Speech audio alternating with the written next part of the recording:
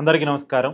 America అంటే అగ్రరాజ్యం, America అంటే పెద్దన్న, అమెరికా అంటే ప్రపంచం మీద పెత్తనం చేయగల కెపాసిటీ ఉన్న దేశం. ఇది నిన్నటిదాకా మనకున్న ఒపీనియన్.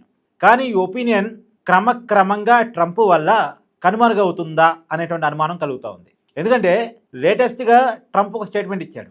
నాటో నుంచి వైదొలుగుతానికి మేము సిద్ధంగా ఉన్నాం. రిపీట్, నాటో నుంచి వైదొలగటానికి మేము సిద్ధంగా ఉన్నామని.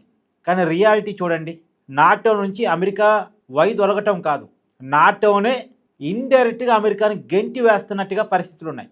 ట్రంప్ అనేక సార్లు నాటో దేశాన్ని రిక్వెస్ట్ చేశాడు, యుద్ధంలోకి రండి, హార్మోజ్ జలసంధిని ఆక్యుపై చేసుకుందాం అని చాలాసార్లు పిలుపునిచ్చాడు. కానీ ఎవరూ కూడా యుద్ధంలోకి రాలేదు. పైగా యుద్ధానికి మాకు సంబంధం లేదు అని తేల్చి చెప్పాయి.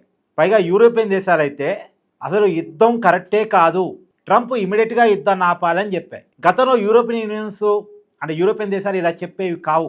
అమెరికా తానా అంటే తందానా అనేవి. కానీ వాళ్ళు అంటలే, మేము యుద్ధంలోకి రాము అని చెప్తూనే పైగా అమెరికాకే సూచనలు సలహాలు ఇస్తున్నా యుద్ధాన్ని ఆపండి అని.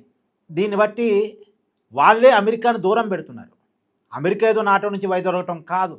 పైగా గతంలో గ్రీన్లాండ్ని ఆక్యుపై చేసుకుంటానని ట్రంప్ అంటే ఆక్యుపై చేసుకోవటానికి వీలు లేదు అని నాటో దేశాలు తేల్చి చెప్పాయి.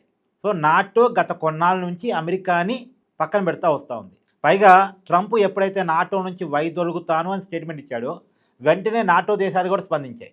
మీరు వైదొలిగితే మేము రష్యాతో కలుస్తామని. నిజానికి రష్యాకి వ్యతిరేకంగా, సోవియట్ యూనియన్కి వ్యతిరేకంగా పుట్టిందే నాటో. చివరికి అమెరికా వైదొలిగితే అదే సోవియట్ యూనియన్తో, అదే రష్యాతో కలుస్తామని ఇవాళ నాటో డైరెక్ట్గా ట్రంప్కి వ్యతిరేకమైన స్టేట్మెంట్ ఇస్తున్నారు. ఏదో ఆయన అడిగితే బుజ్జగించడం కాదు, నువ్వు అడిగితే వెళ్ళిపో, మేము కూడా కోరుకునేది అదే అన్నట్టుంది వ్యవహారం చూస్తే. అంటే అమెరికా క్రమంగా తన ఆధిపత్యాన్ని కోల్పోతూ ఉంది. ఇదంతటికీ కారణం ట్రంప్ వైఖరి, ట్రంప్ తీసుకుంటున్న నిర్ణయాలు, విధానాలు. దీని ఫలితంగా ట్రంప్ ప్రపంచానికి దూరం అవుతున్నాడు, అమెరికన్లకు కూడా దూరం అవుతున్నాడు. మా గగనతలంలోకి అమెరికా యుద్ధ విమానాలు రావటానికి వీల్లేదని స్పెయిన్ మొన్న స్టేట్మెంట్ ఇచ్చింది. ఇది ఎంత అవమానకరం, ఎంత అభ్యంతరకరం అమెరికాకి. ఇప్పటి వరకు అమెరికా చరిత్రలో ఇలాంటి అవమానాలు లేవు. ఇలా స్టేట్మెంట్ ఇచ్చిన రెండో దేశం. కాబట్టి ఈ పరిస్థితి ఇలా అమెరికా ట్రంప్ విధానాల ఫలితంగా అనుభవిస్తుందని చెప్పాలి. మీ అభిప్రాయాన్ని కామెంట్ చేయండి.